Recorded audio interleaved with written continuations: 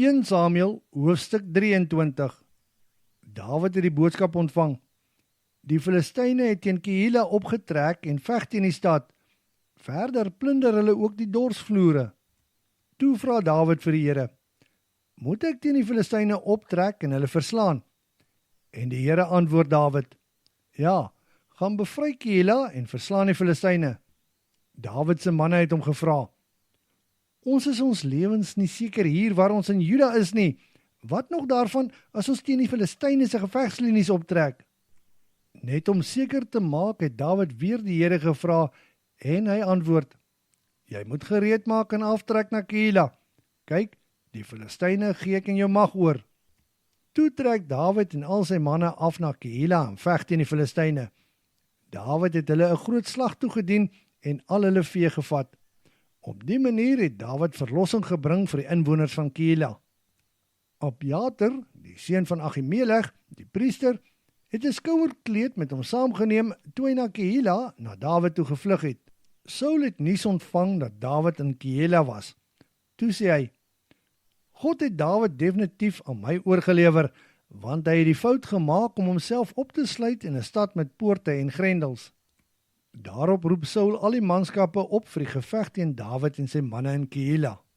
Dawid het egter van Saul se planne te hore gekom. Toe sê hy aan Abjater, die priester: Jy moet die skouerkleed nader bring.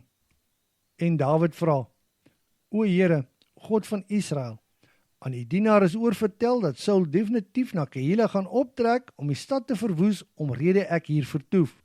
Sal die burgers van Keila my in die mag van Saul oorgee? Is Saul werklik op pad soos daar aan my vertel is? Here, God van Israel, sal u my asseblief 'n antwoord gee?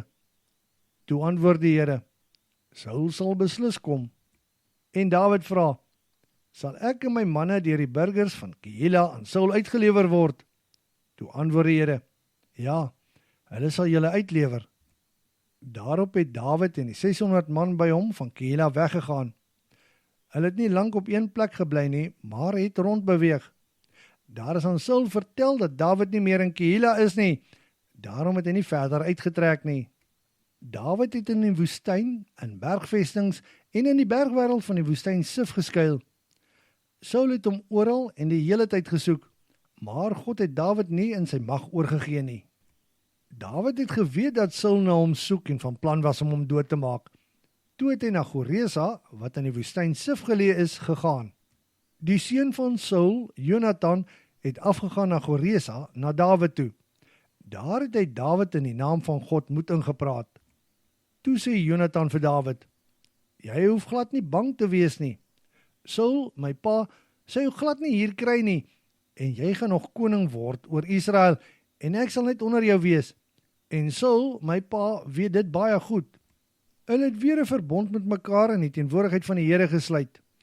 Toe is Jonathan terug huis toe, maar Dawid het in Goresa agtergebly. En die Sifiete het na Gibea, na Saul toe opgegaan. Hulle het vir hom gesê: Daar op die koppie Hagila, net suid van die woestyn, in die bergvesting by Goresa, kruip Dawid weg. Kom gerus af na ons toe as jy sou wou, en ons sal sorg dat Dawid in die mag oorgegee word. Toe sê Saul: Die Here seën julle omdat julle simpatie het met my omstandighede.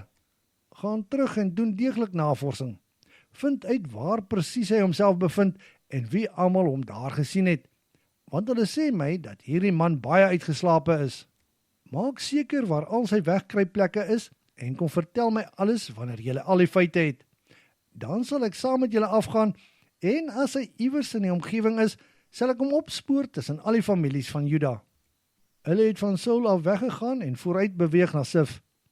Op daardie stadium was Dawid en sy gevolg in die woestyn van Maon, in die onherbergsame gebied net suid van die wildernis.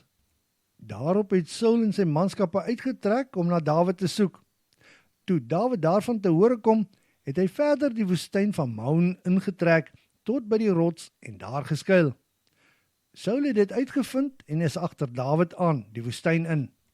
Terwyl Saul en sy manskappe aan die een kant van die berg getrek het, het Dawid en sy gevolg aan die ander kant van die berg getrek.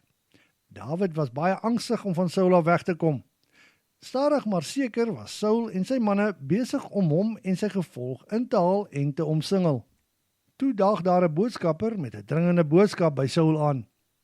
"U moet gou kom help, want die Filistyne het die land binnegeval." Saul het onmiddellik teruggedraai en Dawid nie verder gejag nie. Toe trek hy die Filistyne tegemoet.